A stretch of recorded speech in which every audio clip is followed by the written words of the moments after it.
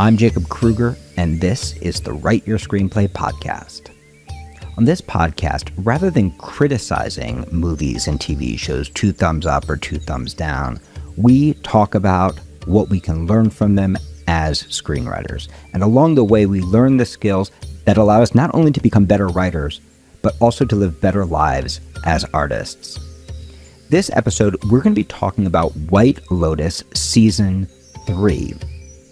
Now, if you have not yet, make sure to listen to my podcast on Season 1 and 2, because in that podcast, I really lay out the engine for you of how Season 1 and Season 2 are made to feel both the same and also different from each other, right? So again, engine in a TV series, whether it's a limited series like White Lotus or a traditional episodic series, the way that a series engine works, it is designed to allow every episode and every season to feel both the same and different from the ones that preceded it.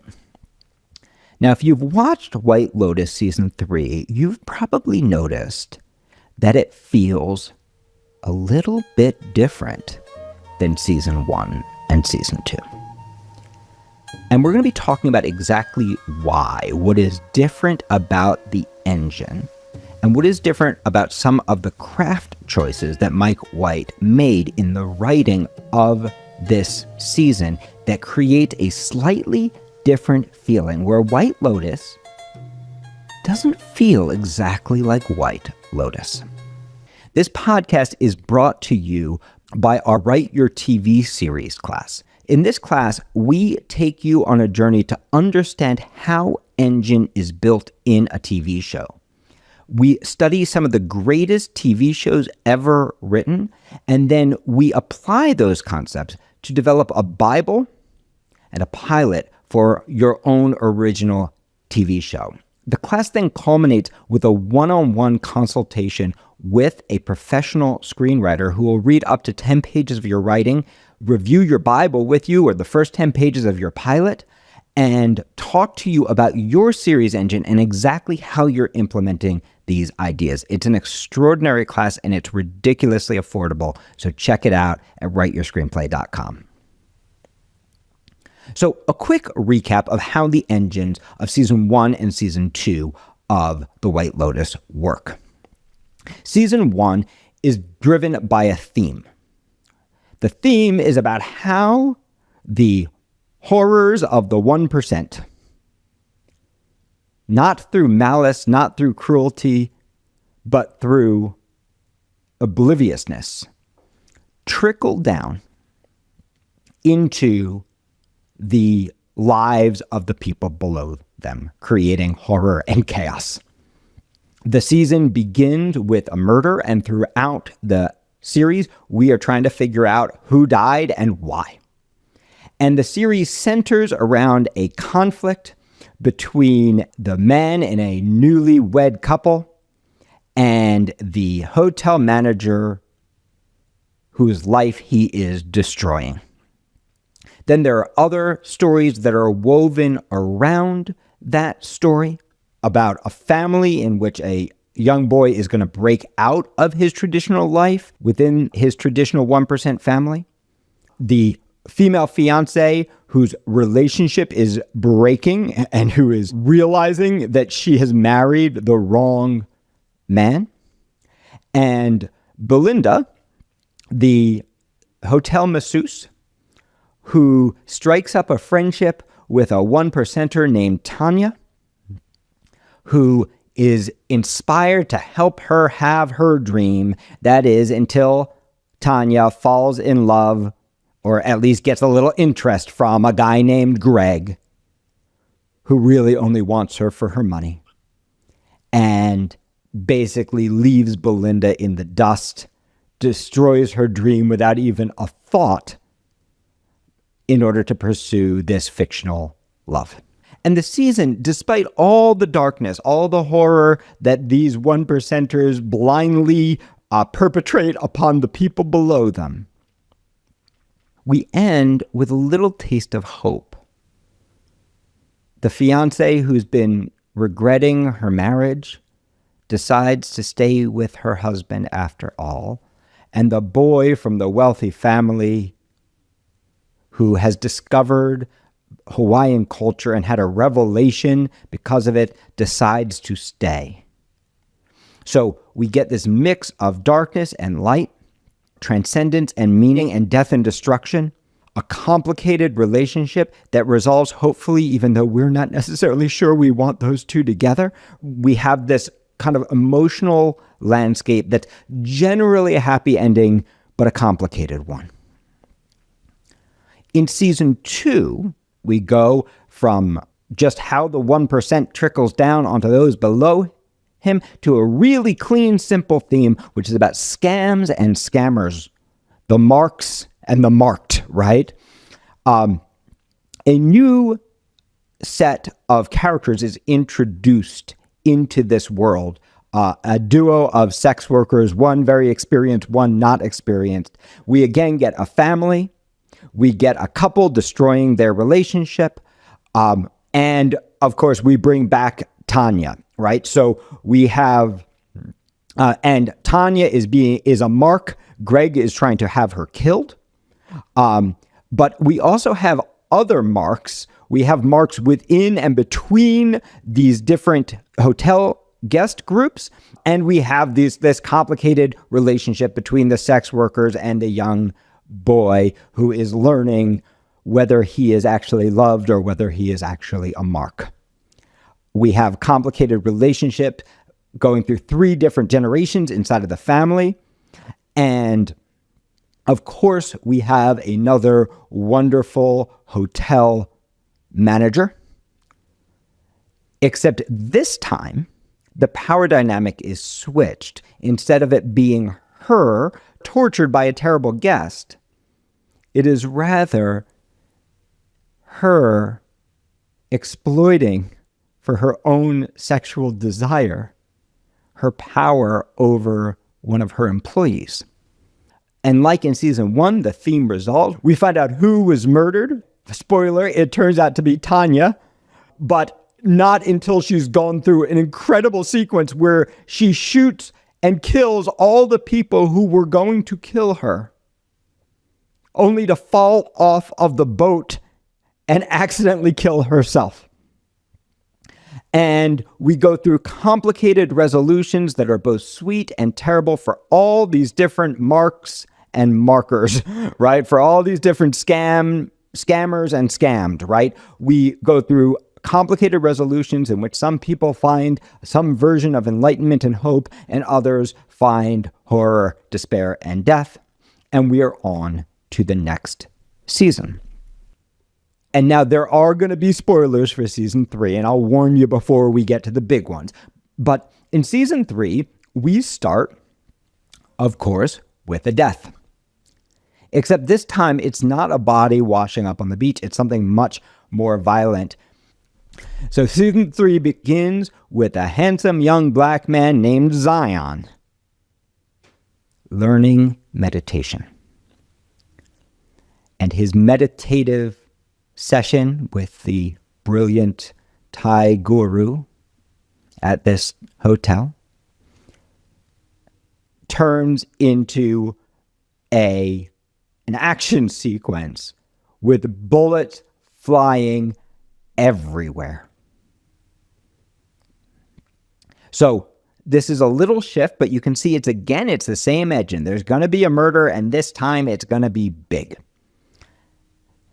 And throughout the season, we're going to track a number of different guns, and we're watching the guns and the potential people who might be behind this giant shootout. We are watching all the different motivations, just like we have in every season. Now, there's a reason that we begin with this spiritual moment that turns into chaos. Because Mike White is, again, shifting his theme, just like he did in season 1 and season 2. He is looking at the theme, in this case, of enlightenment. The search for enlightenment among the ultra-privileged. And how that goes, obviously, awry. At the center of this, again, we have a bunch of different tourist, we'll call them families, right? The groups that we're going to be watching as they go on their journey. And at the center is a wealthy family and a daughter, Piper, who has a dream of leaving her family to join a monastery. She wants to escape from all the really messed up stuff happening in her family. She wants to let go of it all. And unbeknownst to her, that's probably a good thing, because it turns out they've already lost it all. Dad has been implicated in a scam from some guy he helped out. For him, it's only $8 million. He can't believe he got himself embroiled in this for that little money, but he is up to his neck. His assets have been frozen. He has lost everything, and when he gets home, he is probably going to jail. And the only reason his family doesn't know is because he has hidden the phones. Well, not exactly hidden the phones. You see, this is a hotel where people seek enlightenment. And as part of their detox program, the guests are asked, of course they can't force them, but they are asked to give their phones to the front desk during the period of their stay. And at first, Dad absolutely refuses, and then the secret comes out. He finds out what's happening, and now he desperately wants to help his family achieve enlightenment by getting rid of these screens. If you remember season 1, you know this is just another twist. This is just another riff on what we were seeing in season 1 with the kid who is addicted to screens, who instead is going to fall in love with Hawaiian culture and go on a spiritual journey. We think we know where we are. Except, of course, this time it's got a little twist. It's much darker, which is it's not a real detox. It's hiding in shame. And that's going to spiral and spiral as he starts to take his wife's drugs. And as he starts to contemplate, a big spoiler here, the murder of his family so that they don't have to live poor. So you can see this is classic engine replication from the first season. We're doing the same thing. Here's a wealthy family. We're going to have a young kid find her spiritual anchor as her family descends into chaos. There's also another little piece that gets duplicated within this family in a really kind of fun way, which is in season 1, we watched these young fiancés destroy their own relationship. In season 2, we watched 2 couples destroy their own relationship. Another set of young couples. It's duplicated. In this season, and this is a major spoiler, in this season, the young couple is actually the brothers who nearly destroy their relationship in a incestuous hookup with some other guests. So you can see this is the kind of replication. It's the same, but different. We get another really cool replication with Belinda. So Belinda has been brought to this hotel all the way from Hawaii to Thailand for a training program. And while at this hotel, she's even gotten to invite her son to join for a short period of time. But prior to her son arriving, she has discovered love with a Thai masseuse who is absolutely perfect for her. His name is Pornchai. He is the dream masseuse. He is gorgeously handsome. He is centered. He is kind. And they come up with a dream that, if you're familiar with Engine, seems a little bit similar to the relationship that Belinda has in season 1 with Tanya. They're going to build a spa together. Right? So this is beautiful, right?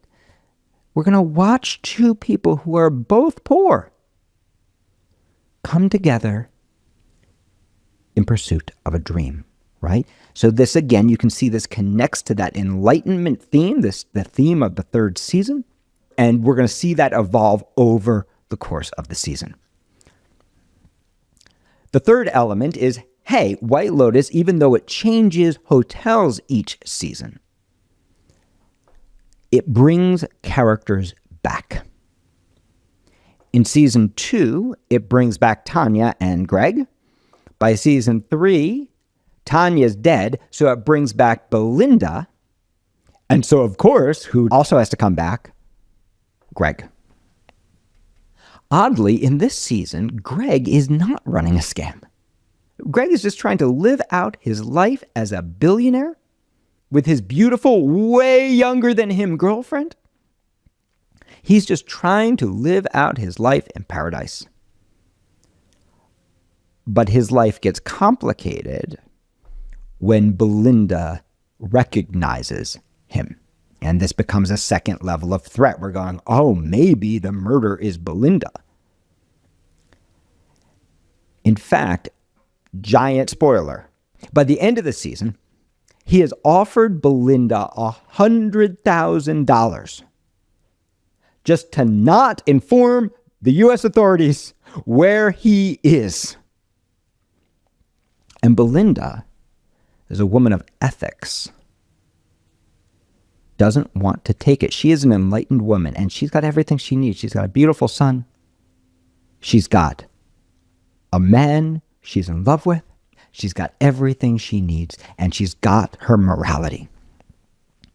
Her son, however, convinces her, hey, Mom, you got to take the money. He's probably going to have to come after you. But it's not enough money. We're not going to get $100,000. We're going to get millions of dollars. We're going to get rich. We're going to get you enough money to actually make your spa. So you can see here's that Enlightenment theme again, right? Getting a darker twist. And we're telling ourselves, well, you know what? He's probably going to try to kill her rather than give her $5 million. But he doesn't. Actually, he deposits $5 million into her bank account. He even tells her it's what Tanya would have wanted. So she has compromised her integrity and her morals, and she is now frickin' rich. And her son is so happy for her because now she can pursue her dream. And what does she do? She makes 2 moves that, again, build in this theme about how money complicates the search for enlightenment. Move number 1 is she says to her son, can't I just be rich for a moment? And move number 2 is that she does to Pornchai exactly what was done to her. She pulls a Tanya. The moment she gets rich, she leaves her poor but wonderful man behind. Tells him situations have changed. They're not going to create their spa together. And she goes off on her merry, rich way, having broken his heart. You can see again, there's that theme of enlightenment woven through the season. Meanwhile, while she's going through all that, we're also watching Piper, who's having her own journey. Her mom, who desperately does not want her inducted into this cult of Buddhism and destroying her life by letting go of her desire for possessions, tells her daughter, you know what? You take one night at that monastery. And if you still want to go, then you can. And she and the younger brother go together. And he, like in season 1, has a spiritual experience. In fact, he wants to stay. And she says to him, no, let me ruin my life. Don't ruin your own. goes back to her family and admits the terrible truth, which is she does not want to be without money.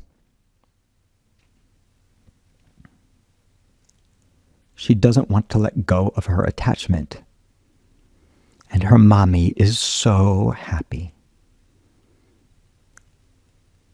So proud. And even tells her, we are so privileged, it would be an insult, I'm paraphrasing, it would be an insult to not enjoy it.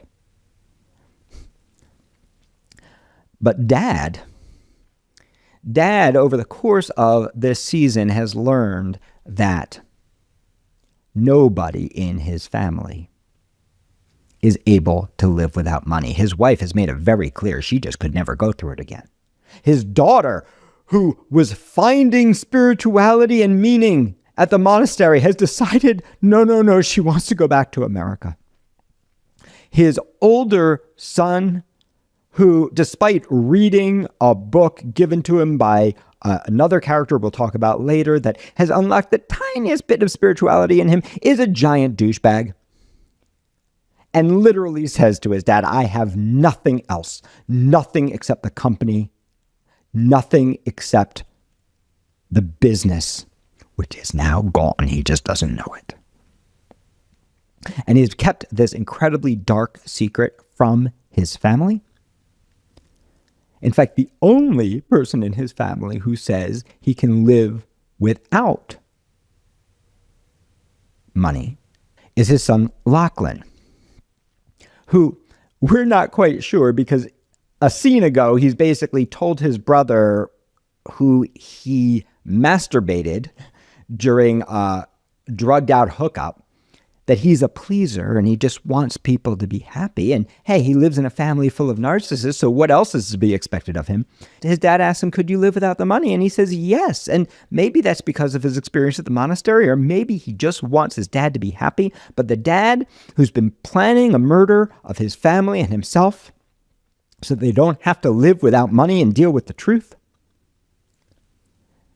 Dad decides he's going to poison everybody except Lachlan with some poisonous seed fruits that, for whatever reason, have been planted everywhere at this hotel.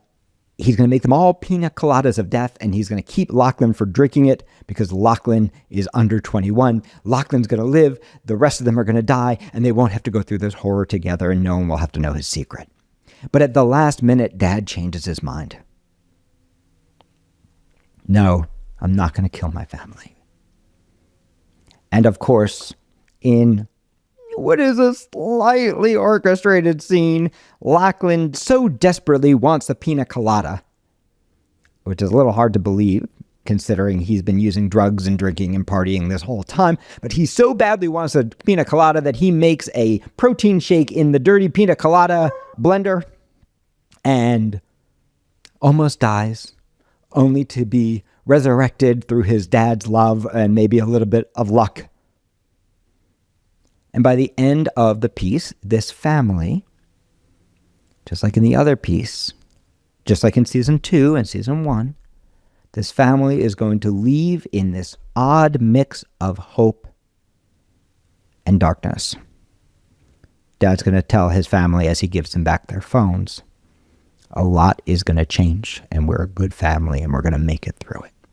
Right? So we get this kind of complicated, he's literally almost killed his family to protect the secret, but this little tiny ray of hope inside of the darkness, just like in the other seasons. We have this super dark twist with Belinda, which brings us to everybody's favorite couple, Rick and Chelsea. And Rick and Chelsea is where the theme starts to change. In fact, Chelsea even verbalizes the shift in theme when she says, I'm hope and he's pain. And this is the first place, the first reason why White Lotus starts to feel different in season 3 than in season 1 and 2. In season 1 and 2, we have this simple theme that controls everything. But in season 3, we have two themes that are actually competing with each other. Now, are they totally competing? No. So let me quickly set up Chelsea and Rick. Chelsea and Rick are the classic codependent relationship, or better said, they are the classic anxious attachment, avoidant attachment cycle. All she wants to do is save him, please him. She is half his age, if that, madly in love with him. And he is sad, miserable, unattentive, distancing, and a little bit crazy. And he's there on a mission, which is also on a different theme. You see, his father was murdered by the owner of the hotel. And now he is going to go exact his revenge for all that pain. See, he's here on a secret mission. And bang, suddenly we have a third theme. So we have this theme of vengeance that's competing with the theme of enlightenment, that's competing with the theme of hope and pain. So what's happening is our theme is getting muddy. And with that, we're getting a muddier execution, even though so many elements are being replicated. Now, the audience isn't going like, this is a shift of theme. But we can feel that this season is not cohesive in the same way that season 1 and 2 are. So here's the first piece to understand, right? Now, look, it's still connected to the Enlightenment theme. In fact, he goes on a journey where he almost gets enlightened. He goes on a journey where he goes all the way to the point of murder and chooses not to. And he goes back to the hotel. Now, if I almost confronted the owner of, the powerful owner of a hotel who we know is murderous, I'm probably not going back to the same hotel to hang out. But Rick does. He goes back. He's tearfully reunited with Chelsea. He's going to be with her forever. His pain has been lifted. He is healed until, spoiler, the hotel owner comes back. And of course, we're going to find out this is the actual shootout, or at least piece of it.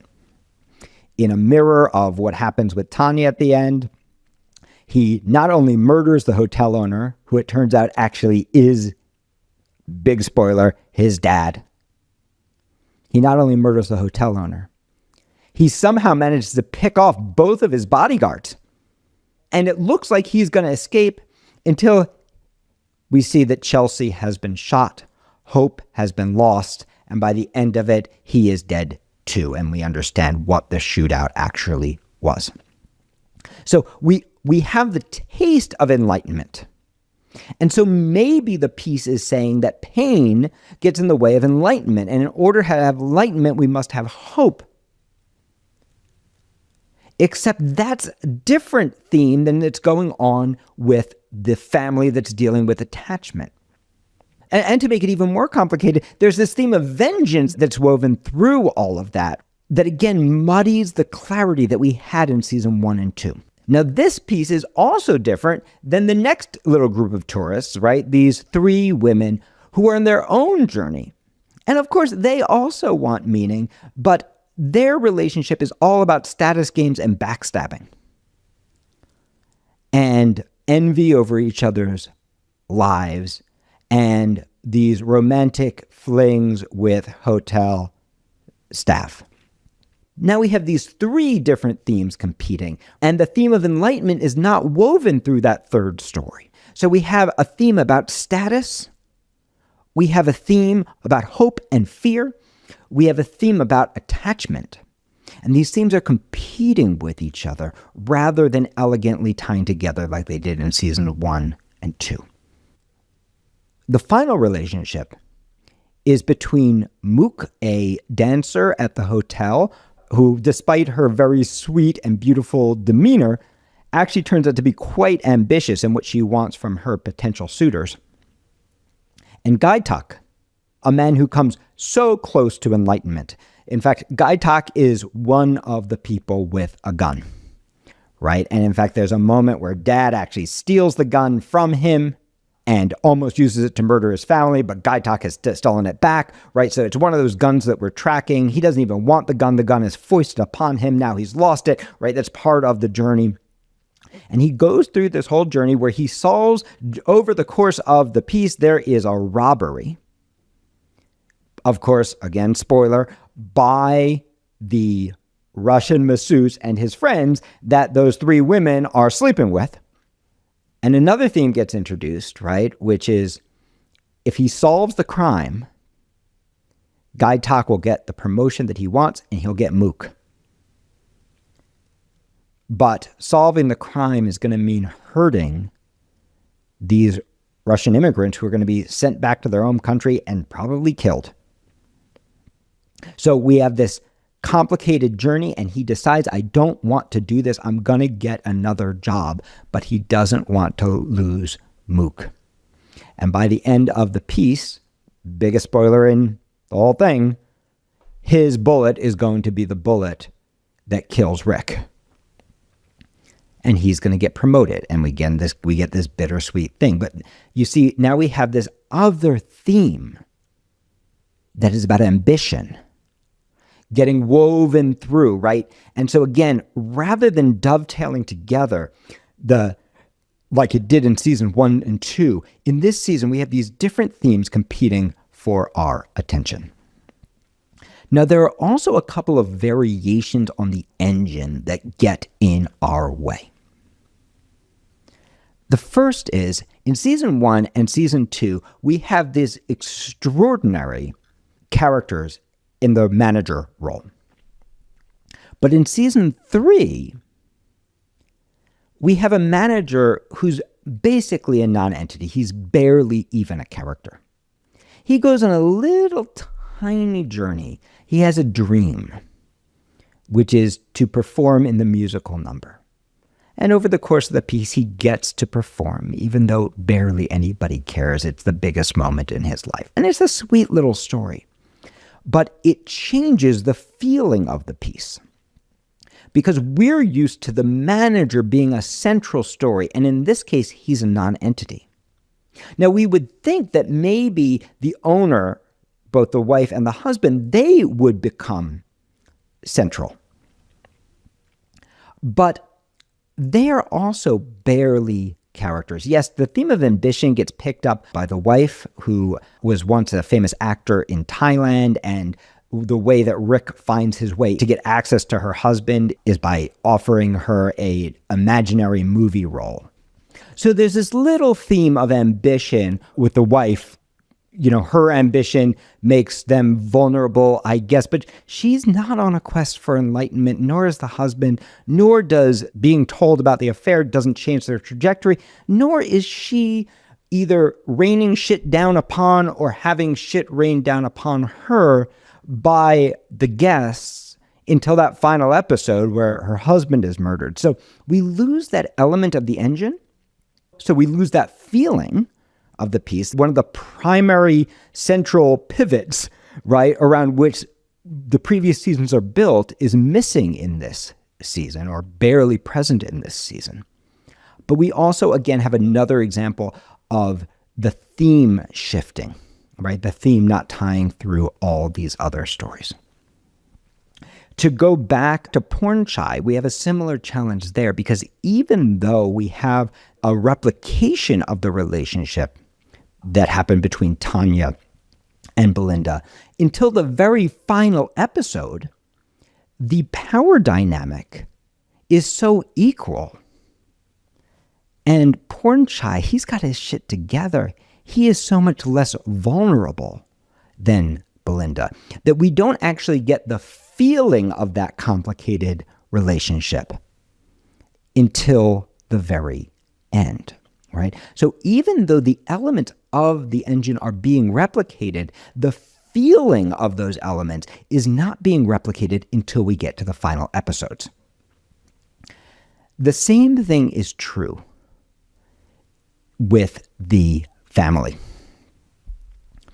And this is the final idea I want to leave you with. So when you're building a limited series, a TV show, when you're building seasons or episodes, you've got to think about engine, right? But engine is not just the external things. It's also the theme, the glue that ties it all together. It's not just about replicating the elements. It's about replicating the feeling of the elements and making sure that your theme unifies everything so we feel like we're watching a cohesive whole. But there's one more thing that seasons 1 and 2 do that season 3 does differently. Season 1 and 2 do use a concept that I call saving the best for first.